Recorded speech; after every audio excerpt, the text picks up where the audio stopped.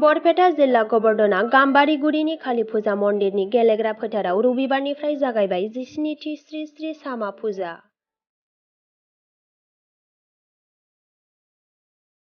गु साननि हाबाफारिजों 17थि श्री श्री सामा फुजा फालिनो आखायाव लानाय जादों।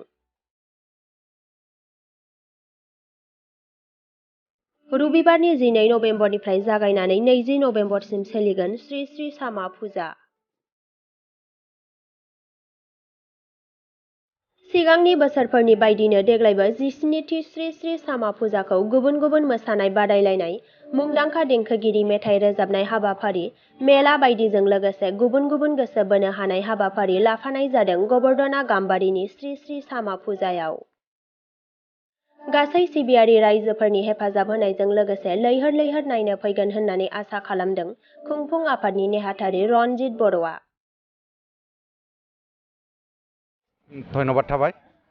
जोङो दिनै गिबि सान जोंहा दायबावसो मन्दिरखौ जोंहा उद्मसन खालामबाय, देबिखौबो दिखांबाय।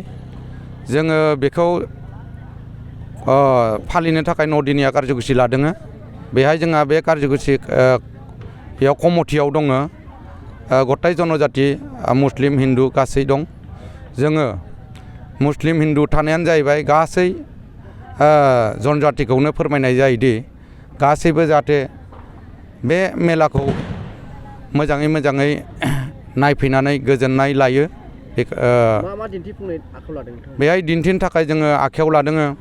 जोंहा हारि हिसाबै बर'नियाव ख्रिस्टि दङ, बागुरुम्बा मोसानाय, आरो एसामिस हिसाबै जोंहा लानाय दङ हिन्जावसाफोरनि नाम दङ।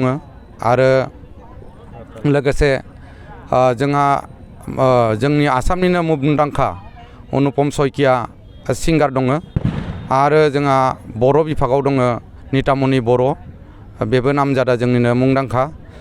जोङो आरो बेजों लोगोसे जोङो रायजो राजानो जों गोजोननाय होनो हाबावगोन। लोगोसे जोंहा गाहाय लांगोनाखौ दिनै बेखेवनायाव सोरबाफोर आलासि महरै बाहागो लाबाय? जोंहा दिनैनि गाहाय लांगोना बेखेवनायाव जोंहा रावखौबो आलासि महरै लिंहरनाय जायाखै। जोंनिनो कमिटिनिनो आफादगिरि मानगोनां मणिकान्त गयारिया बेखेवदों दरजाखौ। आरो जोंहा माबानि देबिनि दरजाखौ आरो खुलिदों जोंहा मानगोनां जगन्नाथ नाथ बिथाङा जोंनिनो मास्टार एडभाइजार। आरो जोंहा जोबथियाव जों साननै प्रग्राम लानाय दङ। जोंहा बे दिना 19 आरो 20 तारिखै जोंहा आलासि महरै गेदेर आलासि महरै जोंहा मानगोनां आगु खाम्फा बरगयारि। आरो 20 तारिखै जोंहा दङ मानगोनां जोंहा केबिनेट मन्त्रि रन्जित कुमार दास बिथाङा 20 तारिखै फैगोन। जोंहा दङ जोंहा साननै दं। उन्दैनि जोंहा 5 बोसोरनिफ्राय 12 बोसोरसिम जोंहा डेन्स कम्पिटिसन दङ गथाय जनजातिनि। आरो सानसेया जाहैबाय गेदेर बैसोनि 13 बोसोरनिफ्राय जेसेबां गेदेर दं बेनि जोंहा डेन्स कम्पिटिसन दं। बेयो दाब दाब जायगानिफ्राय गोजाननिफ्राय फैयो, फ्राय गुवाहाटि ओजों क'क्राझार ओरै फ्राय फैयो, अल आसामनिनो फ्राय फैनाय जायो। बेहाय जोङो प्राइज मानि होनाय जायो। गासै रायजो राजाफोरखौ मा खावलायगोन?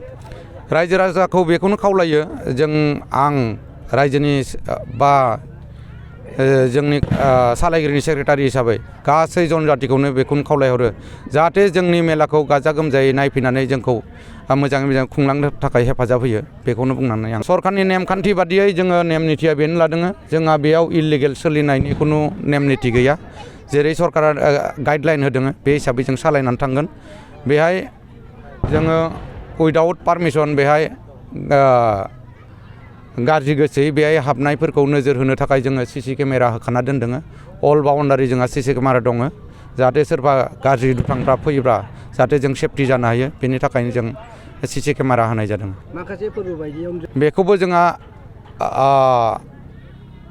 ओरैनो नायबिजिरनो थाखाय जोंनाव मोनसे आलादा मोनसे ग्रुप दंखायो। बेखौ होनो जोङो